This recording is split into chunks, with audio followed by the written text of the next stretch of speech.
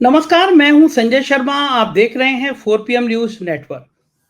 Parliament में जब प्रधानमंत्री के सामने खड़े होकर संजय सिंह ने, आम आदमी पार्टी के सांसद संजय सिंह ने बहुत तीखे तीखे आरोप प्रधानमंत्री के मुंह पर लगाए। मैंने उसी दिन अपने मित्रों से कहा था कि इन्होंने अपनी जेल यात्रा तय कर ली। प्रधानमंत्री के मुंह पर ऐसे बोलने की हिम्मत आमतौर पर किसी की हुई नहीं। वही हुआ। संजय सिंह 6 महीने जेल में रहे और बाद में ईडी ने खुद कह दिया था इनकी जमानत में हमें कोई इतराज नहीं है, क्योंकि ईडी समझ गई थी इनके चक्कर में बाकी केस भी खत्म हो जाएगा। संजय सिंह जब जेल से बाहर निकले तो गोदी मीडिया के चैनलों ने बिल्कुल हेडलाइंस चलाई, बड़े बड़े बातचीत चलाई कि संजय सिंह जो हैं वो मिल गए हैं बीजेपी से, बीजेपी की प्लानिंग है। ऐसी तमाम खबरें संजय सिंह के लिए कही गई। लेकिन संजय सिंह ने बाहर आकर, जेल से बाहर आकर भारतीय जनता पार्टी की जो धुलाई की है उसको भारतीय जनता पार्टी सालों तक याद रखेगी।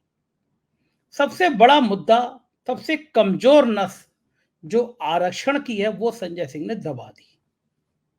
संजय सिंह ने देश को बता दिया, जगह जगह जाकर बता दिया कि भारतीय जनता पार्टी संविधान क्यों बदलना चाहती है, क्यों उसके बार बार सांसद कह रहे हैं कि हमें 400 से पार सीटें चाहिए जिससे हम संविधान बदल सके। ये बात सही है कि जब ये बात दलितों के बीच में चली गई कि भारतीय जनता पार्टी सरकार में आ गई तो आरक्षण जा सकता है, तो उसके बाद बीजेपी घबराई और मोदी जी ने कहा कि बाबा साहब खुद भी आ जाएं तब भी आरक्षण नहीं बदला जाएगा। गलत बात है। लेकिन समस्या यह है कि बीजेपी के नेताओं का, प्रधानमंत्री का लोगों पे भरोसा नहीं बचा है, उनकी बातों का भरोसा नहीं बचा है। संजय सिंह से मैंने अनुरोध किया कि आइए कुछ बातचीत करते हैं। मैं उनसे जानना चाहता था ये तेवर आए कहां से और क्या वास्तव में वो संविधान के बदलने के नाम पर वो जनता से सच बोल रहे हैं या गलत बोल रहे हैं। तो बहुत शानदार बातचीत की है मैंने संजय सिंह से। मैं चाहता हूं आप वो सब बातें देखें ही नहीं, मुझे बताएं भी कि इस बातचीत को आपको लगा कैसा। तो मैं आपको ले चलता हूं संजय सिंह के पास। उससे पहले एक छोटे सा रिक्वेस्ट ये करता हूं, चैनल को ज्वाइन करना और सब्सक्राइब करना ना भूलिए। चलते हैं संजय सिंह के पास और जानते हैं उनकी तीखी तीखी खरी खरी बातें कि क्या है संजय सिंह के मन में। 4 PM न्यूज नेटवर्क में स्वागत है संजय जी आपका। प्रधानमंत्री जी, भारतीय जनता पार्टी सही कहती है आप लोग गोरिल्ला युद्ध करते हैं, एक छूटा आरोप फेंकते हैं मार्केट में और उस पर हंगामा काट देते हैं। प्रधानमंत्री जी कह रहे हैं कहीं संविधान खतरे में नहीं है और आप लोग हर मंच पर, खासतौर से आप बड़े उग्र शैली में कह रहे हैं संविधान खतरे में, आरक्षण खतरे में। ये झूठा प्रचार क्या लग रहा है आपको कि वाकई में झूठा प्रचार कर रहे हैं? संविधान को कहां खतरा हो रहा है देश में? देखिए, झूठ बोलने की मास्टरी तो अगर किसी के पास है और उसकी डिग्री किसी के पास है तो स्वयं प्रधानमंत्री जी के पास है। भारतीय जनता पार्टी का तो नाम ही है बड़का झूठा पार्टी। झूठ बोलने में उनको महारत हासिल है। आप बताइए ना, झूठ बोलने के अलावा क्या करते हैं प्रधानमंत्री जी? मैं तो प्रधानमंत्री जी को कहता हूं, मोदी जी कहते हैं मेरी ये गारंटी है, वो गारंटी है। मैं मोदी जी को कहता हूं, मोदी जी की एक ही गारंटी है, झूठ बोलने की गारंटी। उन्होंने काला धन लाने के नाम पे झूठ बोला, 15 लाख देने के नाम पे झूठ बोला, किसानों की आमदनी दोगुना करने के नाम पे झूठ बोला, एमएसपी के नाम पे झूठ बोला, रोजगार 2 करोड़ नौकरियां हर साल देने के नाम पे झूठ बोला, महंगाई कम करने के नाम पे झूठ बोला, रुपया ताकतवर बनाने के नाम पे झूठ बोला। कौन सा एक ऐसा मुद्दा है जिस पे झूठ नहीं बोला प्रधानमंत्री जी? प्रधानमंत्री जी तो नाली के गैस से चाय बनवा देते हैं, ताली बजा के कोरोना ठीक कर देते हैं, थाली बजा के कोरोना ठीक कर देते हैं प्रधानमंत्री जी तो। और बीजेपी को बारे में तो आपको कई शंका होनी नहीं चाहिए, झूठ की फैक्ट्री है। अब आपने जो सवाल पूछा उस मूल प्रश्न पे आते हैं कि हम क्यों कह रहे हैं कि संविधान खत्म हो जाएगा। आपको शायद पता होगा, जब भारतीय जनता पार्टी की पिछली सरकार थी, यानी कि अटल बिहारी वाजपेयी जी के जमाने में, उस समय संविधान समीक्षा आयोग बना था। संविधान की समीक्षा के लिए आयोग गठित किया था बाकायदा अटल बिहारी वाजपेयी जी की भारतीय जनता पार्टी की सरकार ने। उस कमीशन की एक रिपोर्ट भी आई। उसके बाद से आप अगर आरएसएस और बीजेपी का पूरा इतिहास उठा के देखेंगे, पूरे देश में तो बाबा साहब डॉक्टर भीमराव अंबेडकर जी का संविधान चलता है, लेकिन भारतीय जनता पार्टी में भागवत का संविधान चलता है। और वो भागवत का संविधान क्या कहता है? आरक्षण खत्म होना चाहिए। ये स्वयं भागवत जी का बयान है। मनमोहन वैद्य जो उनके संयुक्त राष्ट्रीय महासचिव हैं, उनका बयान है कि आरक्षण से अलगाववाद को जन्म मिलता है। ये उनका बयान है, मेरा बयान नहीं है। और अब आपको आते हैं जो मोदी और अमित शाह और आरएसएस के विचारों को प्रचारित करने वाला व्यक्ति है, ये है अमित मालविया। इसके सारे ट्वीट मैंने दिखाए थे और मैंने उस पर ट्वीट भी किया था, आप देख भी लीजिएगा। इसके ट्वीट है, मेरे नहीं है। तो इसने साफ तौर, आरक्षण जी के लिए हाँ, क्या बोला है इन्होंने? आरक्षण के लिए क्या बोला है? जातीय आरक्षण खत्म होना चाहिए। तेजस्वी सूर्या बीजेपी का सांसद है, कहता है आरक्षण एक गंदा दलदल है। ये उसके बयान है, आधिकारिक बयान, कोई झूठी बात में नहीं कर रहा हूं, ये तो सच है ना। ये अमित मालविया जो बीजेपी के और नरेंद्र मोदी जी के प्रचारों का, उनके विचारों का प्रचार करता है, विस्तार देता है पूरे देश में, उनके आईटी सेल का हेड है। आप बताइए, ये कम्युनिकेशन का हेड है उनका, ये तो साफ तौर पे कह रहा है जातीय आरक्षण हर प्रकार के खत्म होने चाहिए। तेजस्वी सूर्या का बयान है आरक्षण एक गंदा दलदल है। ये सारे बयान इनके पड़े हुए। मोहन भागवत ने खुद कहा कि ये उनके बयान को तोड़ मरोड़ के पेश किया गया, आरक्षण को जारी रहना चाहिए। अभी 8 दिन पहले कहा उन्होंने, मोहन भागवत ने। और अरे भाई एक चीज ये बताइए मुझे, जब प्रश्न उठने लगा तब ये बातें करते हैं, जब हमने इनकी नीयत पकड़ ली, इनकी चोरी पकड़ ली, तब ये सब बयान दिलवा रहे हैं ये। आप मुझे बताइए ना, क्या मंडल कमीशन का विरोध नहीं किया भारतीय जनता पार्टी ने? जब इस देश के पिछड़े वर्ग के लोगों को 27% आरक्षण दिया गया, उस समय बीजेपी ने बीपी सिंह की सरकार से समर्थन वापस ले लिया, उस सरकार को गिरा दिया जो पिछड़ों के हक में थी, वंचितों के हक में थी, समाज के ओबीसी वर्ग को आगे ले जाना चाहती थी। ये गलत है। उनकी सरकार में पिछड़ा प्रधानमंत्री है, आपकी सरकार में कौन मुख्यमंत्री और डिप्टी सीएम पिछड़ा है? कम से कम मोदी जी तो पिछड़ी जाति से आते हैं, मोदी जी तो पिछड़ी जाति के हैं। आपको शायद पता नहीं होगा, ये आम आदमी पार्टी है। दिल्ली की 7 सीटों में से हमने एक सामान्य सीट से वाल्मीकि समाज के हमारे कुलदीप कुमार जी हैं, उनको वहां पे कैंडिडेट बनाया। इसलिए, और दिल्ली एकमात्र ऐसा राज्य है जहां पर हम बाबा साहब डॉक्टर भीमराव अंबेडकर जी का संविधान पढ़ाते हैं सरकारी स्कूलों में। कोई एक राज्य हिंदुस्तान का बता दीजिए आप। तो इसलिए मैं आपको यह बताने की कोशिश कर रहा हूं कि इनका मकसद बहुत साफ है। ये भागवत जी का और आरएसएस का संविधान देश में लगाना चाहते हैं और बाबा साहब का संविधान खत्म करना चाहते हैं। भागवत जी का संविधान कहता है आरक्षण खत्म होना चाहिए, वोट खत्म होना चाहिए। अब आप पूछेंगे वोट कैसे खत्म होना चाहिए? क्या हुआ सूरत में? इतने दिन से आप पत्रकारिता कर रहे हैं, कभी आपने सुना बगैर चुनाव के बीजेपी जीत गई वहां? बगैर चुनाव के अरुणाचल में एक नहीं 10 विधायक भारतीय जनता पार्टी के बिना चुनाव के जीत गए अरुणाचल में। चंडीगढ़ में हमारा कैंडिडेट जीता, इंडिया गठबंधन का, आम आदमी पार्टी कांग्रेस का। वोट सामने कैमरे के काट के, वो तो धन्यवाद दूंगा, आभार व्यक्त करूंगा माननीय सर्वोच्च न्यायालय का, चंद्रचूड़ जी का, कि उन्होंने कैमरे पे उसको पकड़ा और वहां पे अपना मेयर जिता दिया बीजेपी वालों ने। अच्छा, सूरत अभी इंदौर में क्या किया इन्होंने? इंदौर में क्या हुआ देखिए। मुझे बताइए, सूरत में आपको अपने प्रत्याशी का ठिकाना है नहीं, वो भाग जा रहा है, इंदौर वाला भाग जा रहा है, तो आपके पास प्रत्याशी ऐसे हैं नहीं है जो आपके साथ खड़े रहे? कौन से अपने प्रत्याशी? कौन से हमारा प्रत्याशी भाग गया? सूरत में इंडिया हमारा गठबंधन, प्रत्याशी, हमारा प्रत्याशी इंडिया गठबंधन आप शामिल हैं। इंडिया गठबंधन, अच्छा चलिए 1 मिनट के लिए मैं मान लेता हूं, उस प्रत्याशी का किस आधार पर कैंसिल कराया गया नॉमिनेशन? जो उसके प्रस्तावक हैं उनको खड़ा करके कि साहब हमने हमारा नाम इनको गलत से डाल दिया, उसका पर्चा खारिज करा दिया। तो क्या अकेले इंडिया गठबंधन का प्रत्याशी था वहां पे? बाकी प्रत्याशियों का कैसे पर्चा खारिज हो गया? मान लीजिए, आपकी बात मैं मान लेता हूं कि चलिए ठीक है वो भाग गया या चुनाव नहीं लड़ा, बाकी नाम कैसे उठ गए? बाकी लोगों ने विड्रॉ कर लिया, बाकी लोगों ने विड्रॉ कर लिया। तो यही तो मैं आपसे कह रहा हूं, आप उसको कह रहे हैं विड्रॉ कर लिया, मैं कह रहा हूं डंडे दिखा के विड्रॉ करा लिया। ये बुनियादी फर्क है। और एक बार नहीं संजय जी, पिछले 10 साल का इतिहास उठा के देखिए, इन्होंने महाराष्ट्र में क्या किया? 2 पार्टियां खत्म कर दी, शरद पवार जी की घड़ी चुरा ली, शिवसेना की तीर कमान चुरा ली। क्या किया इन्होंने मध्य प्रदेश में? वहां की सरकार को गिरा दिया, एक चुनी हुई सरकार को। कर्नाटक में चुनी हुई सरकार को गिरा दिया, उत्तराखंड में गिरा दिया, अरुणाचल में गिरा दिया। कितने राज्यों का नाम लूं? गोवा में जोड़ तोड़ करके सरकार बनाई इन्होंने। संजय तो जी, ये खरीदता ईडी वही है। का, सीबीआई का, इनकम टैक्स डिपार्टमेंट का इस्तेमाल करके राज्यों को गिराना, पार्टियों की चोर। भाई हम तो अब तक सुनते थे सोना चोर, बाइक चोर, कार चोर, ये तो पार्टी चोर लोग हैं भाई, पूरी की पूरी पार्टी चुरा ले रहे हैं। ये नया नाम आप निकाल दिया। बताइए ना।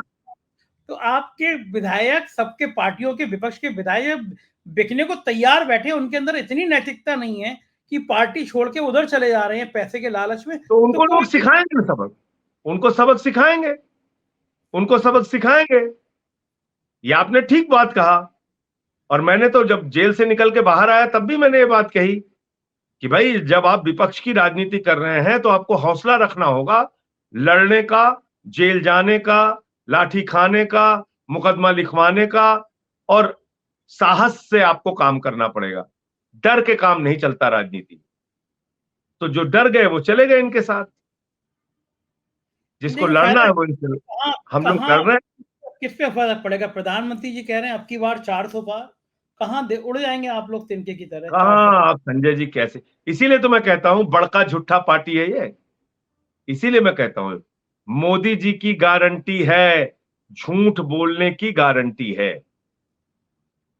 किसान कह रहा है मोदी की गारंटी की कोई गारंटी नहीं है। महिलाएं कह रही हैं मोदी की गारंटी की कोई गारंटी नहीं है। नौजवान कह रहा है मोदी की गारंटी की कोई गारंटी नहीं है। आप मुझे बताइए, हमारे उत्तर भारत का, वो चाहे हरियाणा हो, पंजाब हो, राजस्थान हो, हिमाचल हो, उत्तराखंड हो, यूपी हो, बिहार हो, दिल्ली हो, यहाँ का नौजवान तैयारी करता था, परिश्रम करता था सेना में भर्ती के लिए। आपने 4 साल की नौकरी कर दी, उसके पीठ में छुरा मारने का काम किया आपने। तो इसलिए सेना को भी आपने कमजोर किया, नौजवानों को भी आपने धोखा दिया। किस वर्ग को आपने छोड़ा? आप 400 पार का जो झूठ ये लोग बोल रहे हैं उसकी सच्चाई आपको याद दिलाऊं मैं। पिछले 10 वर्षों में 14 चुनाव ऐसे हुए हैं जहां पर कि बीजेपी के नारे पूरी तरह से झूठे साबित हुए। बंगाल में गए बोले 200 पार, आई 73। झारखंड में गए बोले 65 पार, आई 23। महाराष्ट्र में गए बोले 150 पार, आई 105। कर्नाटक में गए बोले 130 पार, आई 65। हरियाणा में गए बोले 75 पार, आई 40। दिल्ली में आए बोले 45 पार, आई 8। मिजोरम में गए बोले 21 पार, आई 1। और अब कह रहे हैं 400 पार, 400 पार, 400 पार। जनता कह रही है तड़ी पार, तड़ी पार, तड़ी पार। इनको तड़ी पार करना। आप ये मैं जो है बता ना, रहा हूं आपको, आपकी ये जो भाषा है ना, संसद में आप जेल, आप उसी उसी दिन आपने जेल यात्रा तय कर ली थी जब प्रधानमंत्री के मुंह पे क्या आप फर्क पड़ेगा? नारे लगा रहे तो थे ना। क्या, तो आपको क्या कहा था फर्क पड़ गया? कि अपनी जनप्रतिनिधि राजनीति में अगर आप हैं, नहीं, राजनीति में आप हैं तो आपके लिए लोग तालियां भी बजाएंगे, माला भी पहनाएंगे, कंधे पे भी उठाएंगे, और आपको जेल भी जाना पड़ सकता है, मुकदमे भी लिखवाने पड़ सकते हैं। ये तो आपके अपने हौसले के ऊपर है कि आप उसके बाद लड़ते हैं या घर बैठ जाते हैं। तो हम तो तैयार हैं इनसे हर तरह का जोखिम उठाने के लिए। और भाषा, आप इस देश के साथ बेड़ा गर्क कर रहे हैं। इस देश का आप कह रहे हैं आपकी संपत्ति उठाकर मुसलमानों को दे दी जाएगी। ये भारत के प्रधानमंत्री की भाषा है, ये दुनिया के सबसे बड़े लोकतंत्र के प्रधानमंत्री की भाषा है। आपको 10 साल में आपका कोई रिपोर्ट कार्ड नहीं है बताने के लिए।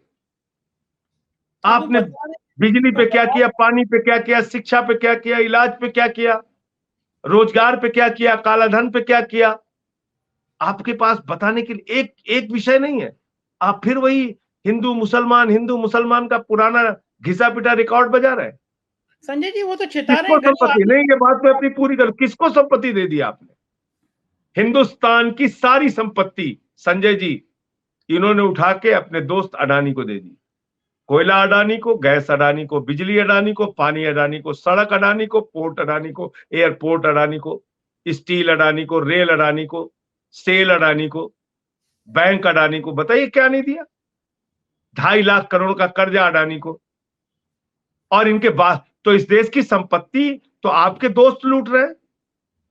आपके चंद दोस्तों ने देश की बैंकें खाली कर दी। नीरव मोदी मेहुल चौकसी 20,000 करोड़ लेके भाग गया, विजय माल्या 10,000 करोड़ लेके भाग गया, नितिन संदेशरा 6,000 करोड़ लेके भाग गया, ललित मोदी 3,000 करोड़ लेके भाग गया। कोई जवाबदेही है? आपने तो देश की सारी संपत्ति लुटा दी अपने दोस्तों के ऊपर। 15 लाख करोड़ रुपए चंद पूंजीपतियों का माफ किया आपने। 200 लाख करोड़ रुपए का कर्जा हिंदुस्तान के ऊपर है।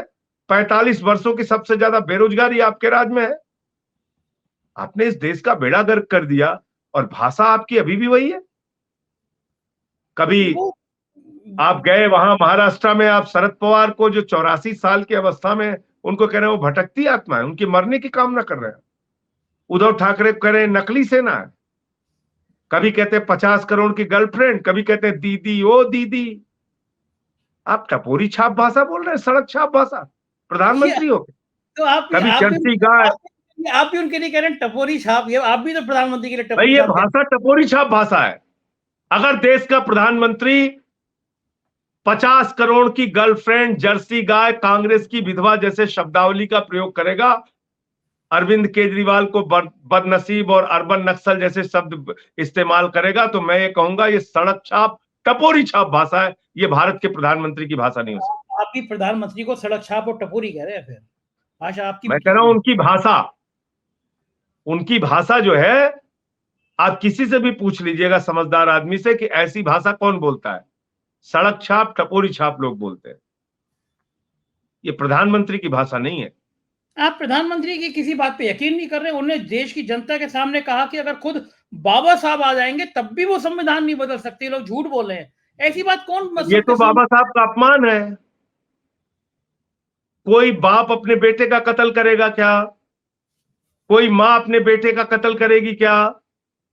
बाबा साहब ने, जिन्होंने इस देश का संविधान बनाया, जिन्होंने दलितों, पिछड़ों, शोषितों, वंचितों को अधिकार दिया, वो बाबा साहब क्यों संविधान को बदलेंगे? भाई आप बाबा साहब को क्यों चुनौती दे रहे हैं?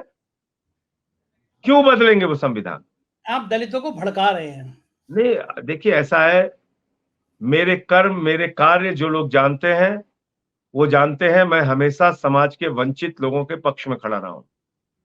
एक नहीं, अनेक हजारों उदाहरण मिलेंगे आपको, हजारों। उसमें हमारे अपने लोग हमसे नाराज भी रहे हो, लेकिन हमेशा मैं सच्चाई के साथ खड़ा रहा। नहीं, समाज के वंचित लोगों को अधिकार मिलना चाहिए, इसलिए मैं ये बात कह रहा हूं। अब इस देश में चुनाव नहीं होगा अगर गलती से बीजेपी जीत गई। खुलेआम कह रहे हैं अमित शाह, खुलेआम अमित शाह कह रहे 50 साल राज करेंगे, पुतिन मॉडल लागू होगा यहाँ पे, किम जोंग वाला। चुनाव होंगे ही नहीं। मतलब 50 साल कह रहे हैं कि वो पब्लिक इतनी खुश हो जाएगी 50 साल तक हमें शासन करने को देगी। ये बहुत खुश है पब्लिक, बहुत खुश है पब्लिक। खाली 1.5 करोड़ बच्चों की जिंदगी ही तो बर्बाद हुई है पेपर लीक में। खाली 50 लाख लोग ही तो मरे हैं कोरोना में। खुश तो है पब्लिक, बहुत खुश है। इलेक्टोरल बॉन्ड का भ्रष्टाचार देख के कितनी खुश है पब्लिक। और मोदी जी कह रहे हैं तो ट्रेलर है अभी। ट्रेलर इतना खतरनाक है तो पिक्चर कितनी भयानक होगी, आप कल्पना कीजिए। तो आपके नेता ने भी तो आरोप लगाया, एनआईए ने लगाया कि आपने भी टेरर फंडिंग कर ली है। ये कब का मामला है? 14 से ये मामला चल रहा है, 10 साल हो गए। हर चुनाव में ऐसे ही झूठी बातें ये लोग करते हैं। मैं इसीलिए कहता हूं, इस देश ही नहीं पूरे दुनिया की सबसे बड़ी झूठ बोलने की फैक्ट्री अगर कोई है तो भारतीय जनता पार्टी। इसलिए जब इन लोगों से लड़ता हूं तो कई बार आप लोगों को लगता है बड़ी तल्ख भाषा का प्रयोग कर रहा हूं, लेकिन ये लोग हैं ऐसे, इन्होंने इस देश को बर्बाद कर दिया है। यहाँ के कौमी एकता और भाईचारे और अमन को चकनाचूर कर दिया। और कोई हिंदू मुसलमान का भी सवाल नहीं है संजय जी। आप ब्राह्मण हैं, आप इनके खिलाफ जिस दिन बोलेंगे आपको भी उठा के अंदर कर देंगे। कोई हिंदू मुसलमान का सवाल नहीं है। मेरा नाम भले संजय सिंह है, लेकिन अभी आपने देखा 6 महीने पकड़ के जेल में रखा, केजरीवाल को जेल में रखा। इनके खिलाफ जो बोलेगा उसके साथ ये आतंकवादियों जैसा व्यवहार करेंगे। अरे आप तो मेरे उसकी चैनल हत्या भी करवा सकते हैं। पिछले चैनल में मत बोलिए। पिछली बार मेरे ऑफिस में आके एक इंटरव्यू किया था, इंटरव्यू गया और जारी हुआ, 24 घंटे बाद मेरा सरकारी मकान इन्होंने 100 पुलिस वाला लगा खाली करा दिया आपके चक्कर में। अब दोबारा आप पिछली बार किसी चैनल पे मैंने इंटरव्यू दिया था, उसके 24 घंटे बाद मेरी अरेस्ट हो गई। मैं तो बुरा नहीं मानता। तो आप बहादुर हैं संजय जी, लेकिन बड़ा सवाल ये है कि गाँव में जाओ तो वो ये लोग ये कहते हैं कि हमने दलितों को, पिछड़ों को, वंचितों को 80 करोड़ लोगों को 2 वक़्त का राशन दिया है, तब देश ये में भारत की ये भारत की दुर्दशा की गाथा आप गौरवान्वित होकर सुना रहे हैं प्रधानमंत्री जी। ये और भी दुर्भाग्यपूर्ण है कि 77 साल की आजादी के बाद इस देश के लोगों को 5 किलो राशन के लिए 82 करोड़ लोगों को आपने लाइन में खड़ा कर दिया। और अमित शाह का बेटा जिसको बल्ला पकड़ना नहीं आता वो बीसीसीआई का चेयरमैन बन के घूम रहा है। तो दिखाई पड़ रहा है ना फर्क कि आपकी सरकार किसके लिए काम कर रही है। चंद पूंजीपतियों के लिए, बड़े लोगों के लिए, अपने दोस्तों के लिए आप काम कर रहे हैं। ये लेकिन बुनियादी लेकिन एक बात है, आप लोगों ने भी नैतिकता का मान तो नहीं रखा। आपका मुख्यमंत्री इतने महीनों से जेल में बंद है, आप मुख्यमंत्री नहीं बदल रहे हैं। वो लोग कहते हैं कि नैतिकता का, मोरालिटी की बात होती तो जेल से कोई नैतिकता नैतिकता भाजपाइयों से ही सीखनी पड़ेगी। भाजपा वाले भ्रष्टाचार के खिलाफ बोलते हैं तो लगता है ओसामा बिन लादेन अहिंसा पे उपदेश दे रहा है, डाकू गब्बर सिंह अहिंसा पे उपदेश दे रहा है। भाजपा वाले भ्रष्टाचार के खिलाफ बोलेंगे। इसी शराब घोटाले में जिसमें ये आरोप लगा रहे हैं आम आदमी पार्टी पर, 52 करोड़ रुपए, 60 करोड़ रुपए शरद चंद्र रेड्डी नाम के व्यक्ति से लिया, जिसको ईडी ने कहा कि ये किंग पिन है, मुख्य घोटालेबाज। आप मुझे बताइए, कोई कार्रवाई हुई? बीजेपी के नेताओं से कोई पूछताछ हुई? उसके घर गई ईडी सीबीआई कोई कार्रवाई करने के लिए? तो इसलिए मैं कह रहा हूं कि ये एक बेबुनियाद और झूठे आरोप लगा के आपने केजरीवाल जी को जेल में डाल दिया। जो आदमी दिल्ली के लोगों के लिए शिक्षा का, इलाज का, बिजली का, पानी का, तीर्थ यात्रा का इंतजाम करता है, आपने उसको जेल में डाल दिया बेबुनियाद और झूठे आरोप लगा के। 23 दिन तक आप उसको इंसुलिन नहीं दे रहे हैं और बाद में कह रहे हैं इस्तीफा दे दो। तो मणिपुर का जो मुख्यमंत्री है, जहां पे 1 साल से हिंसा हो रही है, जहां पे एक कारगिल योद्धा की पत्नी को निवस्त करके घुमाया गया, महिलाओं के साथ दरिंदगी होती है, उसको इस्तीफा नहीं देना चाहिए? अजय मिश्रा टेनी को इस्तीफा नहीं देना चाहिए, जिसके बेटे ने 4 किसानों को कुचल के मार दिया? पहलवान बेटियों को न्याय नहीं मिलना चाहिए? वो प्रज्वल रवन्ना जिसके लिए प्रधानमंत्री प्रचार करने गए थे, आप बताइए ना मुझे। आप कल्पना कर सकते हैं, हजारों वीडियोस दरिंदे के आए, उसके मां समान औरतों के साथ उसने दरिंदगी की, हाथ जोड़ रही है, गिड़गिड़ा रही है वो महिलाएं, और प्रधानमंत्री उसकी पीठ ठोक रहे, कह रहे इसी को वोट देना। किसी ही देश के किसी टीवी चैनल की हेडलाइंस में खबर देखी आपने रवन्ना की? तो कैसे, यही तो मैं कह रहा हूं ना, ये दुर्भाग्यपूर्ण स्थिति है इस देश के लिए, खासतौर से मीडिया के लिए। मीडिया के हर वर्ग के लिए ही दुर्भाग्यपूर्ण है, लेकिन मीडिया की जो भूमिका होनी चाहिए, और आज बड़ा अच्छा ऐड भी निकाला है कांग्रेस वालों ने कि किस तरह से गोदी में बैठा हुआ है मीडिया, और इसीलिए अब तो गांव गांव में लोग गोदी मीडिया कहने लगे। संजय जी, आप जब जेल से निकल रहे थे तो इसी मीडिया के बड़े-बड़े टीवी चैनलों की सुर्खियां थी कि ईडी ने संजय सिंह पर मेहरबानी क्यों दिखाई। शो हो रहे थे कि आप बीजेपी के साथ मिल गए हैं। अब हो रहे हैं कोई शो? अब कोई शो हो रहे हैं? तो लेकिन आप क्यों अपनी क्यों बात में फंस गए। हाँ, नहीं क्यों करते हैं ये ऐसा? ये लोग क्यों करते हैं ऐसा? अब कोई टीवी चैनल वाला दिखा रहा है मुझे? हाँ, हाँ, आपने दिखा तब बताइए, आपने हमला कर दिया ना आके बाहर। लेकिन बताइए तब बताइए। क्या माहौल बना दिया इन्होंने? आप निकले जेल से बिल्कुल। और पूरे-पूरे हाँ, दिन ये चला रहे हैं कि बीजेपी ने के इशारे पे संजय सिंह मिले। आपको बुरा नहीं लगा? अच्छा सच बताइए। अब तो इसीलिए तो मैंने इसीलिए आते ही उनकी सारी बातों पे विराम लगा दिया ना, सारी अटकलों पे विराम लगा दिया। उनके मन को घोर निराशा भी हुई, और उसके बाद सारे टीवी चैनलों ने दिखाना बंद कर दिया, बंद कर दिया। हम अपना काम कर रहे हैं। हम ठीक 4 बात है। पीएम से बात कर लेंगे, और किसी चैनल से बात कर लेंगे, यूट्यूब चैनल से बात कर लेंगे। हम लोगों का भी हमें नंबर कोई लग जरूरत जाएगा। नहीं है। दोबारा आज दोबारा सरकार आई तो आज यूट्यूब भी तो बंद हो आज जाएगा। सोशल मीडिया का माध्यम जो है बहुत मजबूत माध्यम बन चुका है, अच्छा लग इसलिए नहीं रहा दोबारा ये आ गए तो यूट्यूब भी बंद हो जाएगा। हम लोगों का भी बंद हो जाएगा। क्या क्या बंद करेंगे? यूट्यूब बंद करेंगे, फेसबुक बंद करेंगे, ट्विटर बंद करेंगे, इंस्टा बंद करेंगे, क्या क्या बंद करेंगे? हम जिस लोग वो आदमी की क्रेडिबिलिटी बन जाती है ना, तो जर्मनी में भी बैठ के अगर ध्रुव राठी एक वीडियो बनाता है तो उसको लोग व्हाट्सएप पे एक एक घर में पहुंचा देते हैं। तो तो हमें संजय हम शर्मा का यूट्यूब चैनल मान लीजिए बंद भी कर देंगे तो आप चौराहे पे खड़े होके कहीं बना दीजिएगा वीडियो, वो भी पहुंच जाएगा हर व्हाट्सएप पे। ये बात तो उसकी ठीक है, चिंता मत कीजिए। विश्वसनीयता रहनी चाहिए। उसको जैसे कि केजरीवाल जी को लेकर सुप्रीम कोर्ट में आज कल जो टिप्पणी हुई है, वो आपको सकून देने वाली होंगी। पूछा कि अंतरिम जमानत क्यों नहीं दे सकते? क्या लग रहा है कि केजरीवाल जेल से बाहर आ जाएंगे, 9 तारीख को आएंगे, तो दिल्ली की 7 सीटों पर कितना असर पड़ेगा? ईमानदारी से बताइए। देखिए, मैंने कोर्ट के नियमों का पूरी तरीके से पालन किया, बावजूद इसके सुप्रीम कोर्ट में 2 बार ईडी ने मेरा नाम ले लिया, ईडी के वकील ने। तो इसलिए मैं कोर्ट के मामले में कोई टिप्पणी नहीं करना चाहूंगा, प्रतीक्षा करूंगा। जो भी निर्णय आएगा उसके बाद ही कोई बात बोलना ठीक रहेगा। अच्छा, चलिए मैं कोर्ट पे नहीं लेकिन पूछ रहा, लेकिन केजरीवाल बाहर निकलते हैं तो दिल्ली की 7 लोकसभा सीट पे क्या बहुत असर? बड़ा फर्क पड़ेगा, बहुत बड़ा फर्क पड़ेगा, और सिर्फ दिल्ली की ही सीटों पे नहीं, पंजाब है, हरियाणा है, और भी दूसरे राज्यों में जहां पे वो जाएंगे इंडिया गठबंधन के प्रचार के लिए, निश्चित रूप से बहुत बड़ा फर्क पड़ेगा। और आप मैं लोगों एक ने न्यूनतम अनुमान लगा रहा हूँ, न्यूनतम अनुमान लगा रहा हूँ, 20 सीटों पे फर्क पड़ेगा अरविंद केजरीवाल कितनी के सीटें? बाहर। 30 सीटें। 20 सीटों पे, 20 सीटें, कम से 20 कम न्यूनतम। हाँ। 20 सीटें। आपने प्लानिंग कर ली कि अगर अरविंद केजरीवाल जाता, पूरा देश ये मान रहा है कि जो आज टिप्पणी थी, 9 तारीख को शायद जमानत मिल जाए, मोस्ट प्रोबेबली 10 को बाहर आ जाए, दिन कम बचेंगे, 15 दिन बचेंगे। क्या प्लानिंग कर ली है आम आदमी पार्टी ने कि केजरीवाल के बाहर निकलते ही कहाँ-कहाँ जाना है? पूरी तैयारी है हमारी।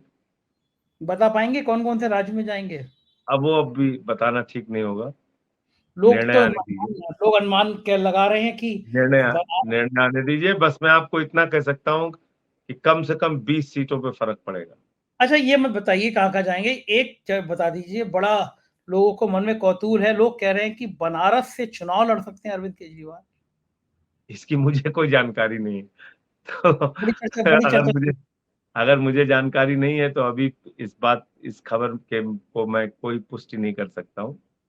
आपका तो मन है कि वो बनारस से चुनाव लड़ें?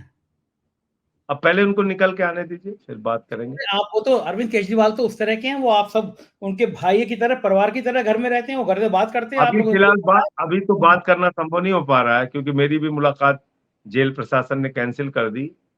तो जैसे ही बाहर निकल के आते हैं तो बाकी सारे विषयों पे बात होगी, विस्तार से बात होगी। इसको इसको बड़ी सफाई से पन्नी काट रहे हैं, आमतौर पे आप बता दिया करते हैं, लेकिन मैं कह रहा हूँ इस कि सवाल पे आप पन्नी काट रहे हैं, पता बाहर आ नहीं। जाने दीजिए। संजय सिंह की इच्छा क्या है? हम पार्टी की बात नहीं कर रहे, संजय सिंह की इच्छा क्या है कि क्या केजरीवाल बनारस देखिए, से चुनाव लड़ें किसी भी प्रधानमंत्री? राजनीतिक दल में सामूहिक निर्णय ही सबसे महत्वपूर्ण होता है। तो इसलिए आने दीजिए बाहर, फिर उसके बाद बताते हैं।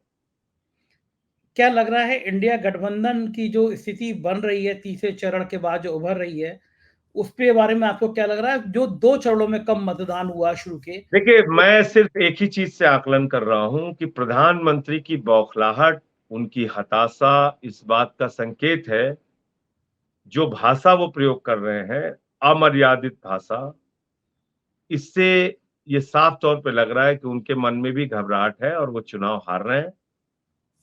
2 चरणों के और तीसरा चरण भी हो गया। 3 चरणों के चुनाव के बाद स्थिति बिल्कुल साफ हो चुकी है कि बीजेपी सत्ता से जा रही है। 300 से ज्यादा सीटें इंडिया गठबंधन की आएंगी, इंडिया गठबंधन की सरकार बनेगी, और कुछ वादे जो इस देश के लोगों के साथ हमने किए हैं, जैसे कि ये अग्निवीर योजना है, अब सेना में जैसे पहले भर्ती होती थी वैसे ही भर्ती होगी। ये अग्निवीर योजना के नाम पे 4 साल की नौकरी देके जो नौजवानों को धोखा दिया गया था, उसको बदला जाएगा। और रोजगार के नाम पे, किसानी के नाम पे, महंगाई के नाम पे इस देश की जनता को जो ठगा गया है, धोखा दिया गया है, उसको हम लोग ठीक करने का काम करेंगे। और इसी वचनबद्धता के साथ आप देखिएगा इंडिया गठबंधन की सरकार बनेगी और काम करेगी। एक आखिरी सवाल, पूरे चुनाव में आपको क्या लगता है बीजेपी के खिलाफ सबसे बड़ा मुद्दा क्या गया, जो जनता के बीच में गया और बीजेपी को उसको बहुत बड़ा नुकसान उठाना देखिए, पड़ा? गांव-गांव में ये बात फैल चुकी है कि आरक्षण खत्म होगा, संविधान खत्म होगा और वोट की ताकत छीन ली जाएगी, नंबर 1। दूसरा, प्रधानमंत्री ने महंगाई और बेरोजगारी 10 सालों में आसमान पर पहुंचा दी। इस बात की पीड़ा और कष्ट हर व्यक्ति को है। तीसरा, तानाशाही का शासन लोकतंत्र में पसंद नहीं करते, और खासतौर से भारत के लोगों की मानसिकता मैं बता दूं, यहाँ लोग ज्यादा किसी की तानाशाही वानाशाही पसंद नहीं करते। तो इसलिए आपने चुने हुए मुख्यमंत्री को जेल में डाल दिया, वो चाहे झारखंड के मुख्यमंत्री हेमंत सोरेन जी हों, दिल्ली के 3 बार के चुने हुए मुख्यमंत्री अरविंद केजरीवाल जी हों, उनको आप इंसुलिन नहीं दे रहे हैं जेल के अंदर, उनकी पत्नी से आतंकवादियों जैसे मुलाकात करा रहे हैं। तो ये सारी चीजें लोग इसको अच्छा नहीं मान रहे हैं, तो इसलिए ये बात भी उनके खिलाफ गई। कांग्रेस पार्टी का खाता आप सीज कर दे रहे हैं, जिस किसान के खाते में 400 रुपए है उसके यहाँ ईडी भेज दे रहे हैं। ईडी सीबीआई को आपने मजाक बना दिया है, वो होमगार्ड की तरह काम कर रही है, किसी के यहाँ पहुंच जा रहे हैं, किसी को थप्पड़ मार दे रहे हैं, किसी को अंदर ले जा रहे हैं, झूठे बयान दिला रहे हैं, ये है, पार्टियां तोड़ रहे हैं। ठीक बात है, ये ये सब चीज चीजें लोग बहुत पसंद नहीं बता रहे हैं। बिल्कुल ठीक। बहुत बहुत शुक्रिया संजय जी, आपने इतना कीमती समय दिया, मुझे बहुत बहुत आभार, थैंक यू। तो ये थे संजय सिंह जी, जेल में रहा है 6 महीने लेकिन तेवर कम नहीं हुए। खरी खरी बातें आपने इनकी सुन ली, समझ ली, और अब मैं वक्त है आपका कमेंट का, आपके राय का। ये बातचीत कैसी लगी जरूर बताइएगा। शुक्रिया, थैंक यू।